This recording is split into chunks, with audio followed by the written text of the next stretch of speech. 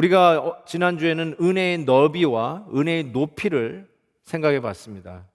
어떻게 우리가 하나님의 그 거룩의 임재 앞에 나아갈 때 아빠 아버지라 하면서 달려갈 수 있을까?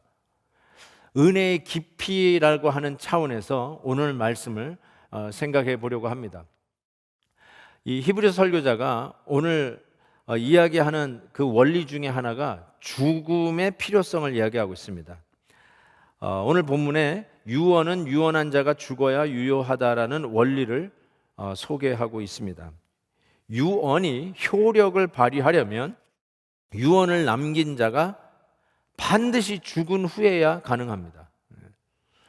유언을 남기신 분들에게는 죄송하지만 그래도 그 유언, 남긴 유언대로 일이 진행되기 위해서는 먼저 선행될 게 유언한 자가 죽어야 그 유언이 효력을 발휘한다는 것은 우리가 아는 상식입니다. 그런 의미에서 유언은 죽음을 상징하는 의미에서 피 흘림을 이 설교자가 얘기하고 있어요. 죽음을 상징하는 게 피 흘림입니다. 아무 피나 뭐 이렇게 의미를 얘기하는 게 죽음을 상징하는 것이 피 흘림입니다. 자, 그런 의미에서 18절부터 한번 본문을 읽어보겠습니다. 이러므로 첫 언약도 피 없이 세운 것이 아니니, 그 옛 언약과 새 언약을 계속 지금 설교자가 비교하면서 옛 언약도 피라고 하는 이 원리하고 지금 일맥상통하다고 이야기하고 있죠. 19절, 모세가 율법대로 모든 계명을 온 백성에게 말한 후에 송아지와 염소의 피 및 물과 붉은 양털과 우슬초를 취하여 그 두루마리와 온 백성에게 그 피를 뿌립니다. 20절, 이르되 이는 하나님이 너희에게 명하신 언약의 피라 하고 또한 이와 같이 피를 장막과 섬기는 일에 쓰는 모든 그릇에 뿌렸느니라. 율법을 따라 거의 모든 물건이 피로서 정결하게 되나니 피 흘림 없은즉 사함이 없느니라. 이 원리를 우리가 아주 잘합니다. 피 없이는 사함이 없느니라.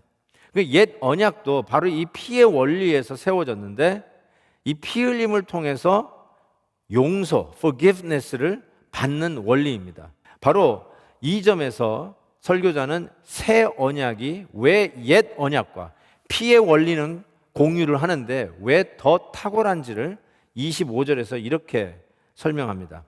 대제사장이, 옛 언약의 대제사장이 해마다 다른 것의 피로서, 짐승의 피죠, 성소에 들어가는 것 같이 자주 자기를 드리려고 아니하실지니. 누가요?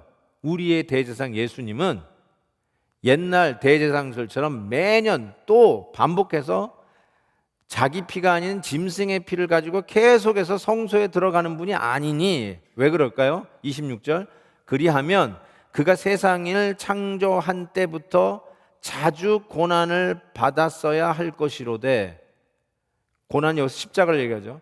그 말은 매년마다 십자가를 지러 또 등장하셔야 된단 말이에요. 2000년 전에 단번에 이미 십자가 지셨는데 만약에 옛날식이라면 예수님이 또 십자가 지고 나타나시고 내년에 또 십자가 지고 나타나시고 내후년에 또 십자가 지고 그와 같이 된다는 것이에요.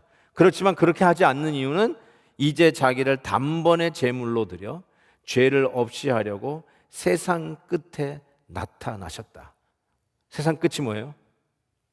제사 제도의 종말이죠. 더 이상 예루살렘 성전에 가가지고 짐승의 피, 다른 이의 피로 제사를 드릴 필요가 없고 오직 예수 그리스도께서 단번에 현재, 미래, 과거를 총괄하여 단번에, 이상하게 들릴지 모르지만 여러분이 내일 지을 죄, 내년에 지을 죄, 내후년에 지을 죄까지도 포함해서 단번에요. 여러분이 내년에 죄를 지으면 예수님께서 그 후에 또 십자가 지고 나타나셔야 된다는 게 아니라 단번에요. 역사, 현재, 미래, 과거를 총괄해서 한 번에, 단번에 포함해서. 이 말이 여러분이 이제부터 마음껏 죄를 지어도 된다는 뜻은 결단코 아니에요. 그 부분을 히브리서 설교자가 나중에 다룹니다. 그렇지만 예수님께서 또 십자가를 지고 나타나고 예수님께서 아직도 십자가에 매달려 있는 조각품처럼 십자가에서 아직도 내려오지 않고 계시는 그런 분이 아니라 이미 단번에 여러분의 죄를 씻으시고 지성소에, 하늘의 지성소에 올라 오늘도 살아계신 중보자로 우리를 위해서 일하고 계시는 진짜 큰 대제사장이시다. 그게 지금 설교자가 계속 이야기하면서 세상 끝, 예수 그리스도의 종말이 시작되는, 예수님이 오심으로 시작된 종말, 그리고 성전 제사가 종식되는 바로 그 끝에 단번에 제사 드리기 위해서 오신 우리의 대제사장이다. 그 설명을 하고 있는 것이죠. 그런 의미에서 하나님이 우리가 지은 죄를 이렇게 다루시는구나를 분명히 알 수 있어요. 여러분이 지은 죄를 하나님이 어떻게 다루시는가?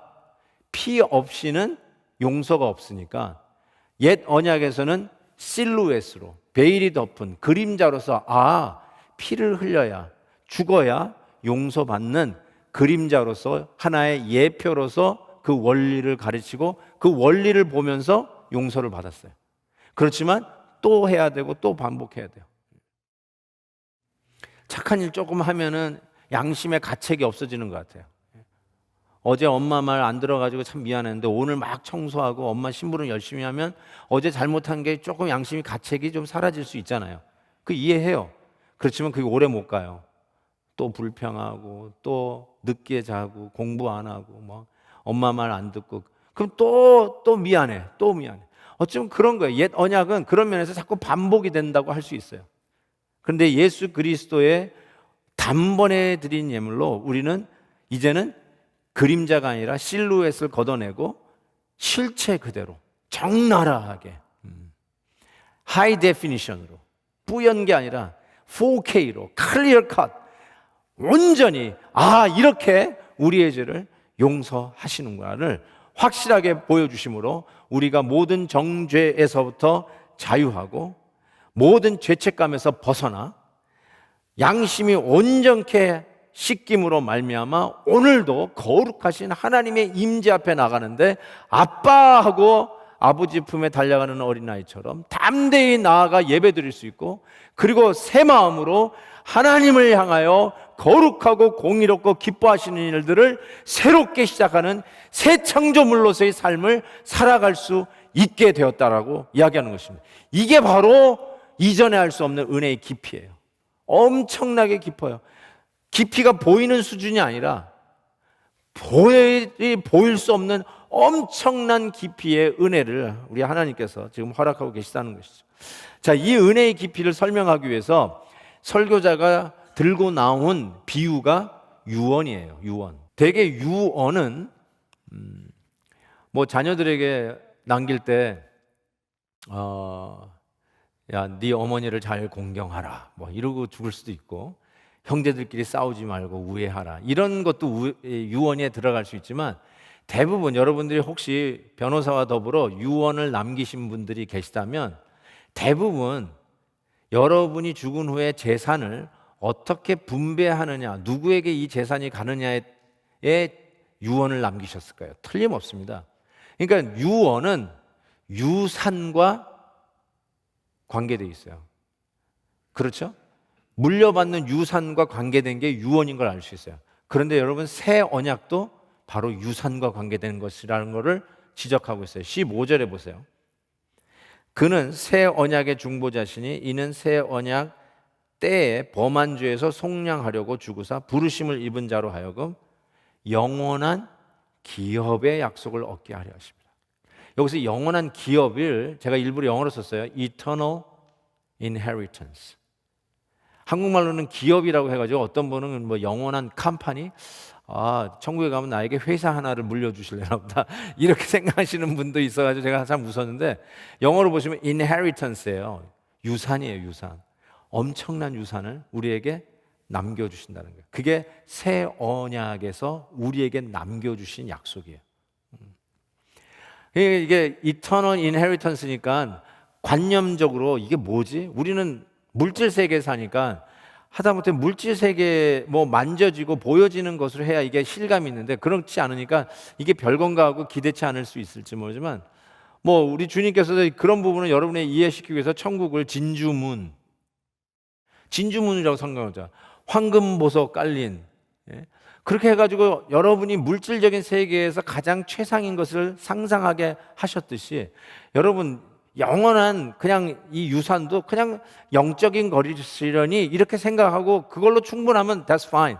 그렇지만 어쩌면 여러분이 물질적으로 기대하던 것을 생각하셔도 저는 괜찮다고 생각해요.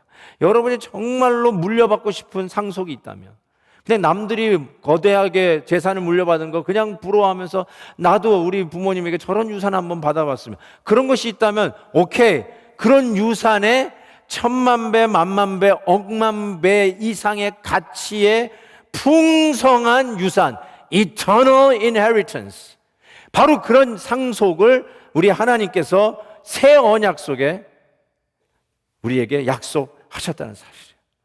그래서 이 영원한 이 상속 인헤리턴스가 뭐냐? 디모데후서에서 이렇게 하나님이 우리를 구원하사 거룩하게 하신 소명으로 부르심을, 이거를 만세 전부터 그리스도 예수 안에서 우리에게 주시기를 원하셨어요. 엄청나게 큰 영적인 이 영원한 유산을 우리에게 주시기를 원하셨다가 새 언약 예수 그리스도로 말미암아 이 언약이 드디어 남긴 유언자가 죽음에 그 상속이 여러분에게 드디어 가능하게 되었다는 거예요. 할렐루야, 할렐루야. 할렐루야, 아멘 하는 분에게만 이 상속이 있을 줄 믿습니다. 아멘. 아멘 안 하면 이제 노유산. 자, 두 번째로, 그러면 왜 유산이라고 하는 유언이라고 하는 이 비유를 이 설교자가 지금 도입하고 있느냐? 대개 유언한 분이 죽으면 드디어 이제 상속이 이루어지기 시작하잖아요. 근데 유언한 사람의 뜻에 따라 이게 이루어지는데, 그 상속을 집행하는 자가 누구냐? 우리 현재로는 아마 여러분이 변호사에게 유언을 남기셨으면 법정 대리인이, 변호사가 그 일을 집행할 겁니다. 그렇죠? 그런데 여기서는 누가 그 유언을 집행하냐면 우리 주 예수 그리스도께서 우리에게 유언을 남기셨을 뿐만 아니라 그 유언대로 집행하는 자가 되어 있습니다. 어떻게 알 수 있냐면 또 15절 보세요. 15절이 아주 중요합니다. 15절에 예수님은 어떠한 분으로 얘기하냐면 그는 새 언약의 중보자다. The mediator of a new covenant. 새 언약의 중보자, 미디에이터다라고 이야기하는데, 이 미디에이터일 뿐만 아니라 어쩌면 그 상속을 실질적으로 집행하는 executor가 바로 우리 주 예수 그리스도십니다. 우리 일반으로는 죽은 사람이 어떻게 집행을 하겠어요? 유언 남긴 사람이 죽어야 상속이 이루어지는데 죽은 사람이 어떻게 그걸 할 수 있겠어요? 그러니까 법정 대리인이 하겠지만, 여기서는 왜 예수님이 그 집행자의 역할까지 할 수 있을까요? 예수님은 다시 부활하셨기 때문에. 온전히 죽으신 거 맞아요. 쇼한 거 아니에요. 기절하신 게 아니에요. 확실하게 완벽하게 죽으셔서 고로 유언이 드디어 실효를 발하기 시작했어요. 그런데 그 유언대로 집행하는 자는 십자가에 아직도 죽어 매달려 있는 주님이 아니라 부활하셔서 지성소, 하늘 지성소에 들어가셔서 보좌 우편에서 오늘도 우리를 위하여 대제사장의 역할을 하며 중보의 일을 하고 계시는 우리 주 예수 그리스도가, 부활하신 그 주님께서 실질적으로 남긴 유언 상속을 집행하는 당사자라는 것이에요. 그래서 히브리서 13장에 이런 말씀이 있죠. 모든 선한 일을 너희에게 온전하게 하사 자기 뜻을 행하게 하시고 그 앞에 즐거운 것을 예수 그리스도로 말미암아 through Jesus Christ, 예수 그리스도를 통해서 이루어지는 것을 이야기하고 있습니다. 놀라운 일입니다. 예수 그리스도께서 이를 집행하십니다. 할렐루야. 세 번째로 제가 타이틀을 이렇게 붙여봤어요. 상속자 임의로 바꿀 수 없는 유산, 이렇게 붙여놨습니다. 뭐 당연한 거 아닌가 싶은데요.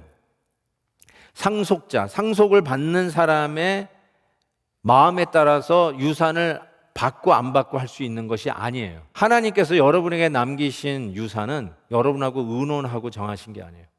그래서 여러분의 의미대로 받고 안 받고를 결정을 못하고 예수 그리스도의 십자가의 죽으심으로 말미암아 드디어 이제 이 유산이 이펙티브하게 여러분에게 전달되는데, 여러분의 조건과 상관없이 여러분이 받아야 자만 되게 돼 있어요. 받을 수밖에 없어요.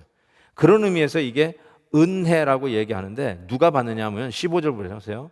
누가 받느냐면 부르심을 입은 자로 하여금 영원한 기업의 약속을 얻게 하려. 부르심을 받은 자, 저와 여러분이죠. 예수 그리스도로 말미암아 하나님의 자녀로 부름을 받은 저와 여러분이 이 상속을 여러분의 조건과 상관없이 여러분의 조건 때문에 변화할 수 있는 가능성 없이 받게 돼 있어요. 여러분이 뭐 옛날에 죄를 뭐 100만 번 지었건 아주 한 번만 지었건 그런 거 가지고 네가 어떻게 이 엄청난 eternal inheritance 영원한 기업을 네가 어떻게 애누리 없이 받을 수 있느냐? 양심 좀 있어라. 넌 10%만 받아도 정말 대단한 거다. 이건 내가 받아야 된다. 이렇게 하면서 서로가 공과 과공을 따지면서 유산을 우리의 조건에 따라서 분배할 수가 없다는 것이에요.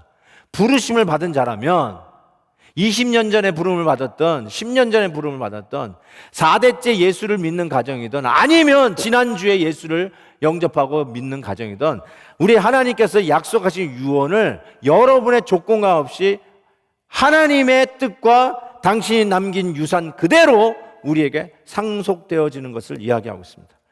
이게 아멘이라는 거예요. 이게 너무너무나 감사한 거예요. 도피성의 예를 하나 들고 말씀을 마무리하도록 하겠습니다. 구약에 보면 이 도피성 사법제도가 이스라엘 백성들에게 주어졌어요. 아주 탁월한 저는 사법제도라고 생각해요. 지금은 이런 거 없죠. 이 도피성은 이 민수기에 보니까 고의적으로 살인한 사람은 그거는 사형으로 다루게 돼 있어요. 그렇지만 부지간에 실수로 accidentally 사람을 죽이게 되었어요. 그런 사람은 살릴 수 있는 정상을 참작해서 살릴 수 있는 방법을 줬는데 그게 어디냐면 도피성으로 피하는 사법제도를 하나님이 허락하셨어요. 사람을 일부러 죽여놓고 도피성으로 피하면 피할 수 있느냐? 그렇지 않습니다. 도피성에 들어가면 도피성에 있는 장로들이 재판을 합니다. 재판을 해서 이 사람이 정말 실수로 사람을 죽였냐 아니면 정말 의도로 죽였느냐 판단을 합니다. 그래서 실수로 죽여서 도망온 거면 도피성에서 그 사람이 먹고 자고 하는 것을 다 돌봐주게 되어 있어요. 기가 막힌 제도죠. 그런데 이 도피성에 피해온 이 살인자가 우발적으로 살인을 저지른 이 살인자가 도피성에 대제사장이 죽을 때까지 머물 수 있도록 했어요. 한번 읽어드릴게요. 민수기 35장에 보면 부지 중에 살인한 모든 자가 그리로 도피성으로 도피할 수 있으리라. 피를 보복하는 자의 손에서 피를 보복하는 자의 손은 요즘 얘기하면 경찰, 검사라고 할 수 있어요. 살인자를 즉 부지 중에 사람을 죽인 그 살인자를 건져내어 그가 피하려던 도피성으로 돌려보낼 것이요 그는 거룩한 기름 부음을 받은 대제사장이 죽기까지 거기 거주할 수 있다고 그랬어요. 그리고 28절에는 이렇게 돼 있어요. 이는 살인자는 그러니까 부지 중에 사람을 죽인 살인자가 대제사장이 죽기까지 그 도피성에 머물러야 할 것임이라. 대제사장이 죽은 후에는 어떻게 돼요? 그 살인자가 자기 소유의 땅으로 돌아갈 수 있으리라. 대제사장이 죽어야 그때 집에 갈 수 있어요. 그때 진짜 자기가 부지간에 지은 죄지만 그 죄에서부터 자유할 수 있어요. 그래서 you are free to go home. 집에 갈 수 있어요. 이게 기가 막힌 말 아니에요? 히브리서 설교자가 이 도피성 이야기를 여기서 하지는 않았지만 저는 이 도피성 이야기가 자꾸 떠올라요. 연결이 되어 있다고 저는 생각해요. 왜 그러냐면 하나님께서 우리의 양심을 깨끗하게 씻어주신다고 그랬잖아요. 단번에. 여러분이 무슨 죄를 지었든지 간에 지난주 얘기한 것은 하나님이 못 고칠 죄인은 없다. 살인자라도 사람을 4명씩이나 죽인 그 도영이라고 하는 형제도 감옥 안에서 예수 믿고 천국 갔잖아요. 우리가 그걸 받아들일 수밖에 없거든요. 이게 복음의 능력이거든요. 우리의 양심을 깨끗하게 씻으셨다. 그리고 심지어는 2주 전에 설교 제목 기억나십니까? 하나님의 기억상실. 전능하시고 모든 걸 다 아시는 하나님이 기억을 못하시는 기억상실증에 걸린 것처럼 우리가 지은 죄를 동이 서에서 먼 것처럼 옮겨버리고 기억도 안 하시겠다고 말씀드리지 않았습니까? 아니 이게 도대체 도피성과 무슨 연결이냐? 도피성에 우리가 죄가 도피성 안에서 임시적으로 보호를 받는데 언제까지냐? 대제사장이 죽은 후에야 비로소 놓인다. 죽어야 노임을 얻는다. 죽어야 유언이 드디어 효력을 발휘한다. 죽어야 유산이 우리에게 오는 거죠. 죽어야 가능하는데 대제사장이 죽어야 도피성에서 잠시 은신처를 갖고 있었던 이 살인자가 그가 지은 죄로부터 드디어 해방되어서 집에 갈 수 있다. 이게 연관이 안 될 수가 없는 거죠. 제가 이런 예를 한번 들어봤으면 좋겠어요. 막 사업을 하는데 정말 좀 사업을 좀 하고 싶어서 친한 고등학교 동창을 찾아갔는데 그 동창은 정말 사업을 잘해요. 그래서 돈이 많아요. 그래가지고 돈을 좀 빌려달라고 그랬어요. 그랬더니 이 친구가 좀 또 착해요. 그래가지고 그러라고 하면서 거액을 빌려줬어요. 한 100만 불이라고 합시다. 100만 불을 그냥 빌려줬어요. 근데 이 친구는 싱글이에요. 결혼도 안 했어요. 당연히 자녀도 없어요. 아내도 없어요. 부모님도 없어요. 완전히 싱글인데 정말 자수성가해가지고 큰 기업을 이뤘는데 거기다 마음까지 착해가지고 친구를 도와준다고 도와달라고 한 친구에 그냥 선처 100만 불을 빌려줬어요. 그래서 열심히 이제 이 친구가 100만 불을 받아가지고 사업을 해보는데 하는 것마다 망하는 거예요. 잘 안 돼요.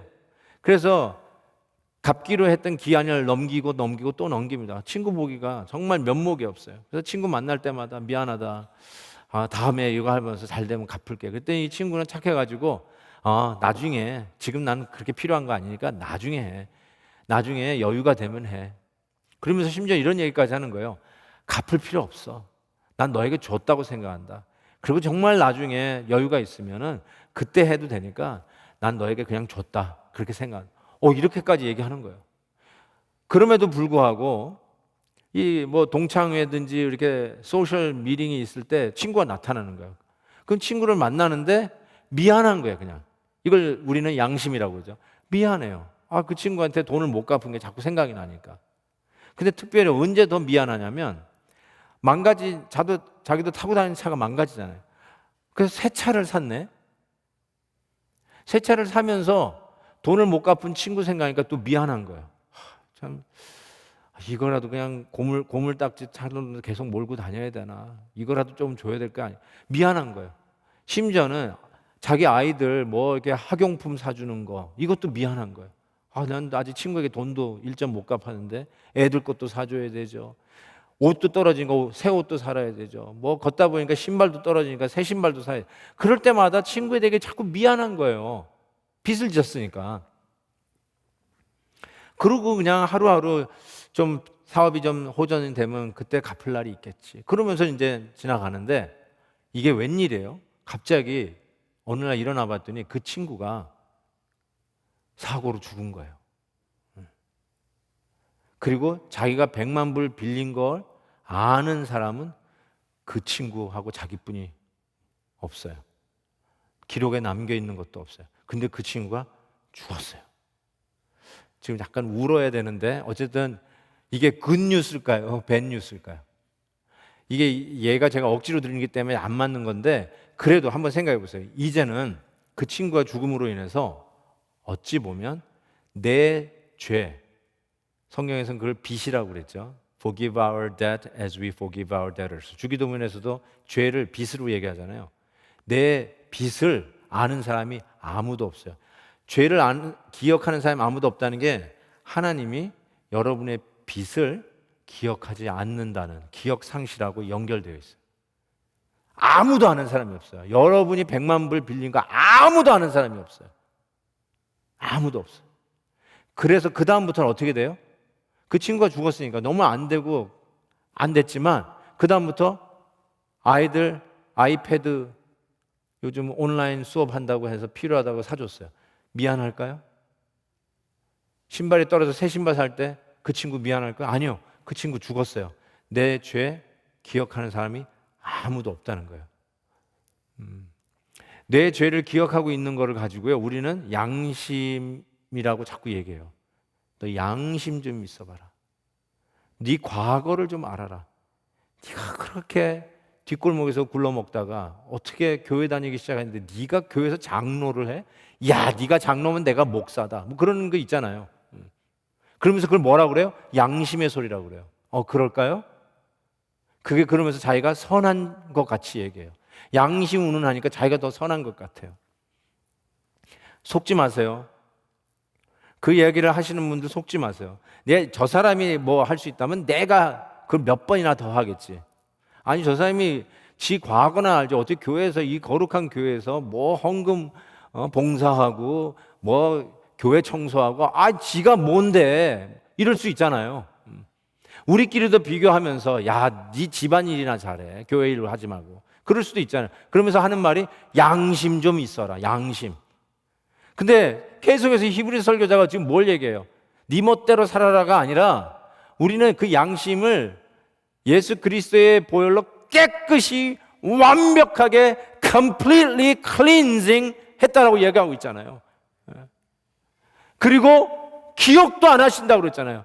죽으셨어요. 예수님이 죽은 척한 게 아니라 죽었고 I don't know, 잊어버렸다는 거예요. 기억 상실증.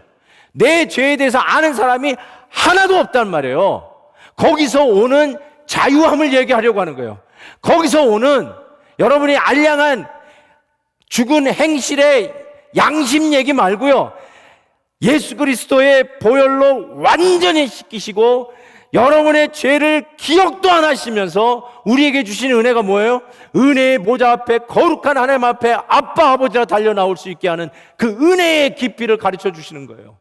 그래서 그거를 아는 자만이, 그 복음의 능력을 아는 자만이 새로운 삶을 살 수 있고, 그 복음의 능력 완전히 씻김 받아 새 삶의 출발, 이전 것은 지나갔으니 보라 새 것이 되었도다, I am brand new, 이거를 아는 자만이 죄악과 더불어 싸울 수 있는 힘을 얻는 거예요.